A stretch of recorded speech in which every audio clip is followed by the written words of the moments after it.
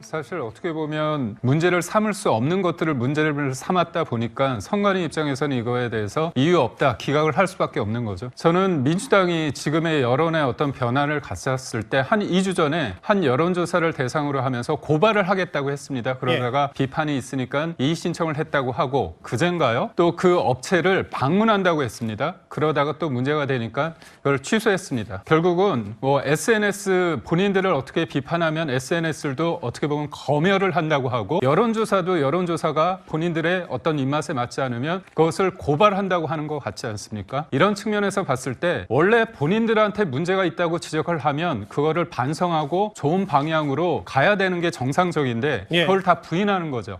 그러니까 심지어 그렇습니다. 이재명 대표가 공직선거법 관련해서 1심에서 유죄를 받으니까 그 공직선거법에 있어서 가장 중요한 대목인 허위사실 유포죄를 아예 쓰려고 하거나 아니면 벌금 100만 원짜리를 벌금 1000만 원짜리로 올려가 어떻게 보면 선거에 나갈 수 있게끔 하는 부분으로 아예 법을 바꾼다는 거죠. 본인들의 잘못이 있을 때 그걸 인정하는 게 아니라 나 말고 너가 잘못됐고 그 세상의 틀을 아예 바꾸고자 하는 그런 어떤 위험한 시도를 하고 있다는 측면에서 이거는 단순한 한 행동이라고 보기에는 되게 위험하다고 볼 수밖에 없습니다.